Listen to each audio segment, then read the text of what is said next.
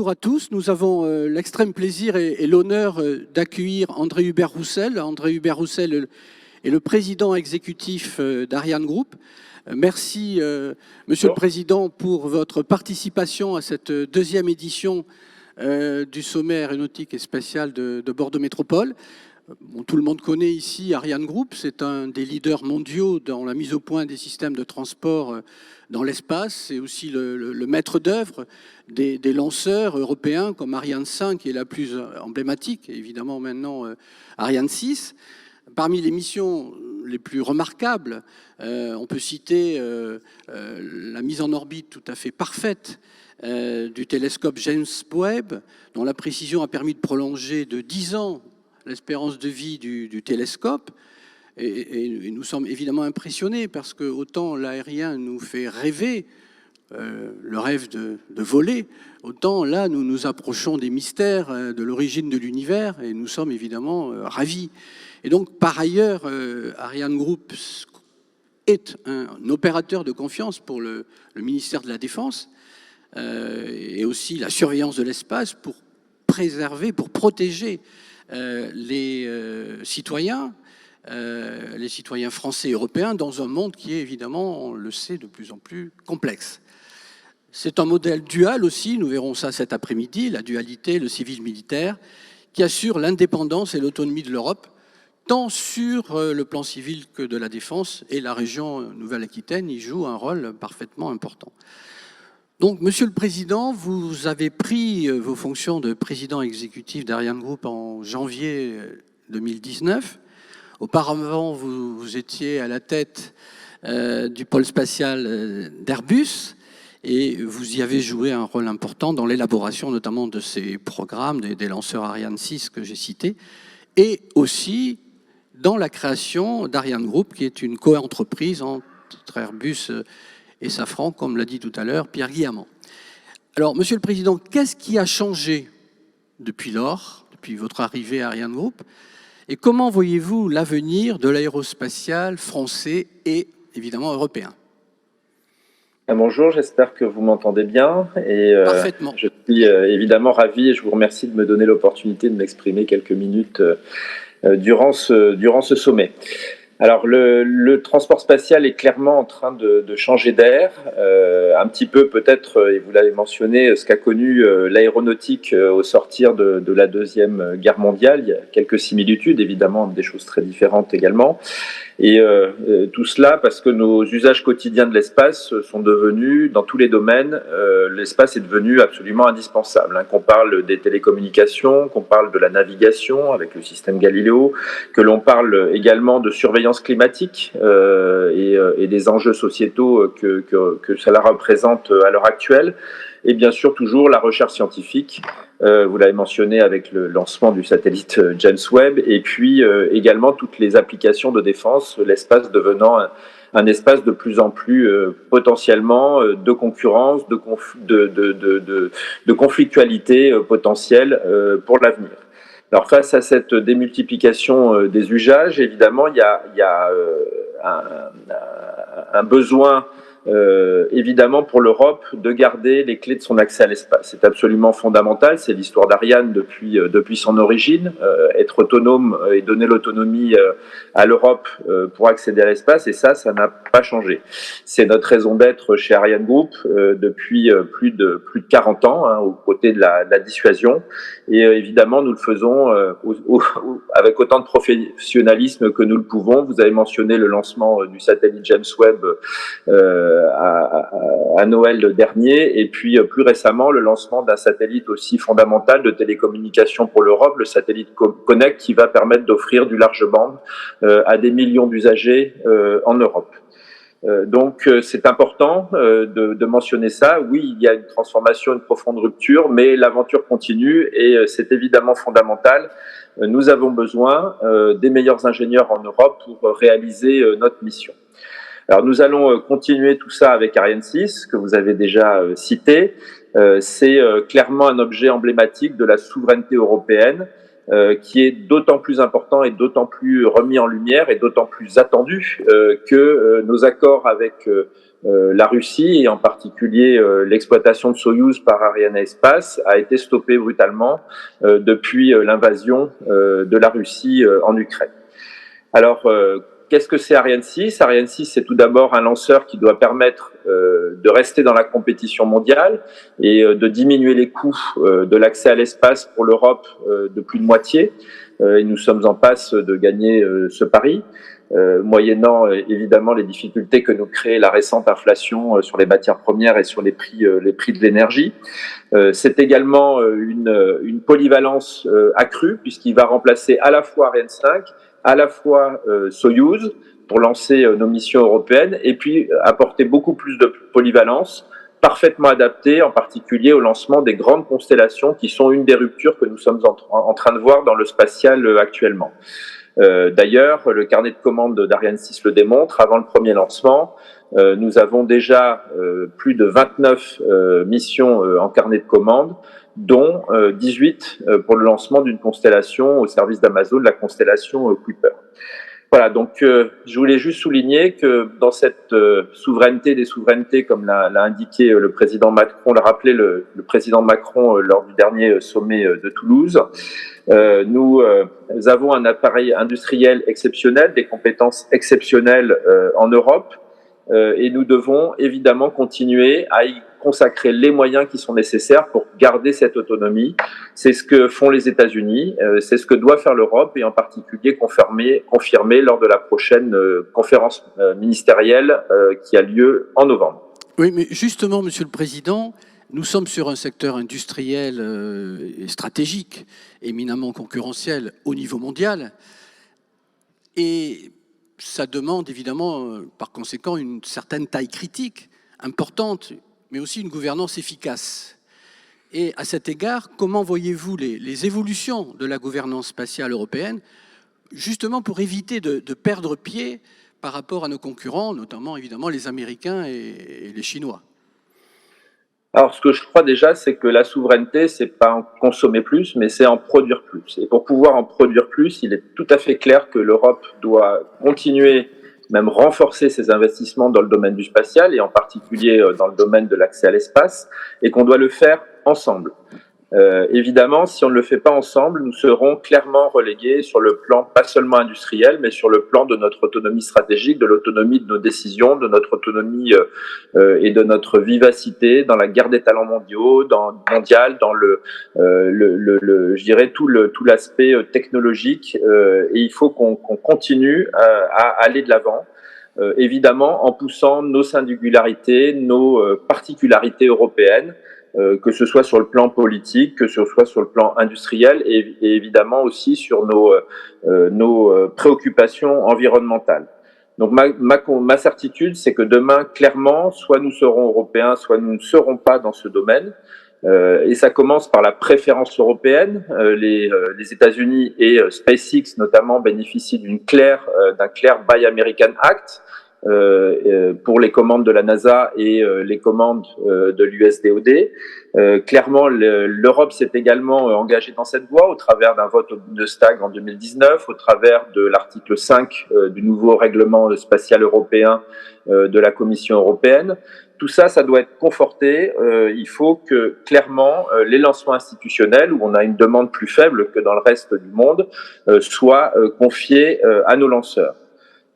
Aujourd'hui, nous sommes clairement à la croisée des chemins. Il faut renouveler, au-delà de cette préférence européenne, notre ambition globale dans le domaine des constellations, dans le domaine de la réutilisation, comme l'a impulsé le président Macron l'année dernière, et puis également, je crois, dans le domaine du vol habité, sur lequel le directeur général de l'ESA a lancé une réflexion au niveau européen pour voir si l'Europe devait acquérir son autonomie également dans la capacité à envoyer des hommes dans l'espace.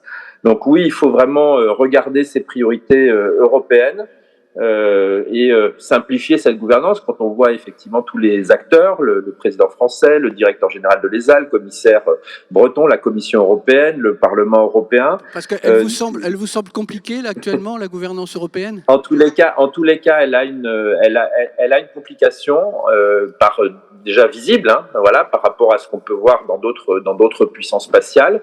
Donc il faut nous attacher à ce que celles-ci se rassemblent au travers de grands projets ambitieux. Le pire qui puisse arriver à l'Europe, ce serait de ne plus avoir d'ambition dans certains domaines, et c'est ça qu'il nous faut absolument conforter. Merci beaucoup. Donc, le thème central des sommets aéronautiques et du sommet aéronautique et spatial annuel de Bordeaux Métropole, qu'a voulu le président Anziani, c'est l'aérospatial durable. Alors, à cet égard, on parlait tout à l'heure des débris d'avions. J'ai trouvé une formule qui n'est pas de la mienne, la menace silencieuse des débris spatiaux, et donc tous les dangers et les pollutions qui accompagnent ces débris spatiaux. Donc, comment, à cet égard, voyez-vous les différentes voies de rapprochement possibles, non seulement sur le terrain de la lutte contre les gaz à effet de serre, mais aussi les différentes voies de rapprochement possibles entre le transport aérien et le spatial, entre l'aéronautique et le spatial? Comment voyez-vous ces évolutions dans le futur? Alors j'ai eu d'ailleurs l'occasion il y a 15 jours de recevoir le commissaire Breton à Vernon, où pour la première fois je crois que nous avons de façon extrêmement visible conjugué pour l'Europe l'Europe de l'hydrogène et l'Europe spatiale qui se sont rapprochés et qui sont rapprochés d'ailleurs depuis 40 ans à Vernon dans ce domaine-là, mais là avec un signe visible par rapport à l'Europe. Et nous sommes clairement chez Ariane Group investis de cette nouvelle mission, en tous les cas partiellement et aux côtés des autres acteurs et en toute modestie, mais en même temps en faisant bénéficier de notre expertise hydrogène. Ariane vole depuis 40 ans grâce à l'hydrogène liquide pour obtenir cette autonomie stratégique propre et répondre à cet impératif climatique que nous avons. Donc nous mettons évidemment notre savoir-faire, nos compétences dans tout un tas de domaines au profit de la transformation, de la rupture que va devoir connaître le transport lourd, le transport en général et le transport lourd en Europe, puisque ce sont les applications directes potentielles de l'hydrogène liquide.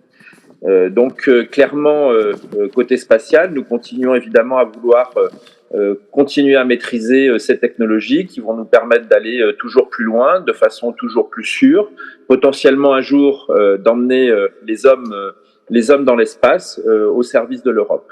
C'est ce que nous faisons d'ailleurs au travers de plusieurs contrats que nous avons gagnés au sein de Horizon Europe, le programme de R&T, dans laquelle nous continuons à préparer les futurs lanceurs réutilisables européens et éco-responsables. Donc il y a un projet qui s'appelle Enlighten, qui est un projet qui concerne la propulsion liquide, dans lequel nous rassemblons plus de 27 industriels dans 12 États membres.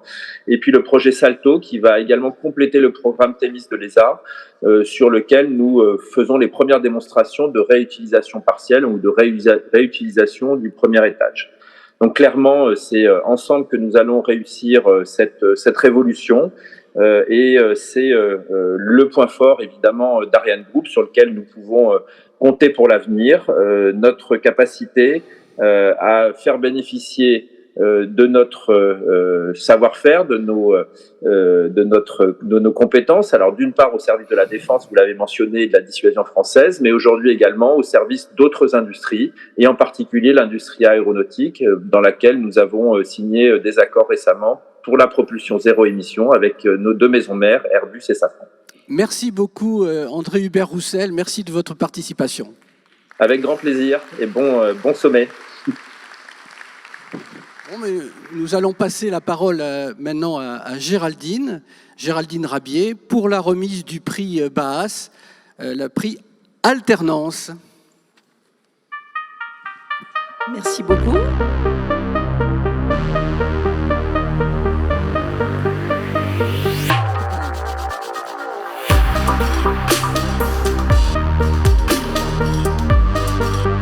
Bonjour à tous.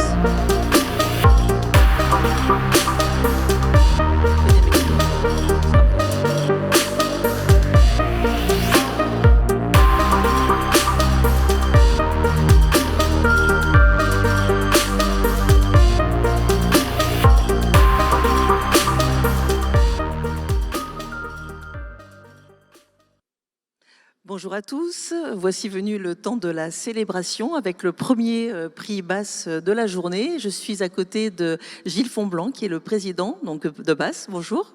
Bonjour. Et nous allons remettre le prix de l'alternance. Alors le prix de l'alternance, comme son nom l'indique, c'est un prix qui vise à mettre à l'honneur, à promouvoir un ou une apprenti dans la filière aéronautique locale. Et je vais vous donner la parole pour nous dire d'une part pourquoi c'était important pour vous et puis ensuite nous appellerons l'heureux élu. Merci. Donc, on aura le plaisir aujourd'hui de remettre 3 prix. Et vous noterez que nous commençons par un prix de la jeunesse. C'est vraiment très important. On a parlé ce matin des compétences, des milliers de compétences ici en région. Et pour nous, la jeunesse, au sein de notre association, c'est essentiel. Donc, l'alternance, l'apprentissage, ce sont des voies dans lesquelles les jeunes peuvent se réaliser.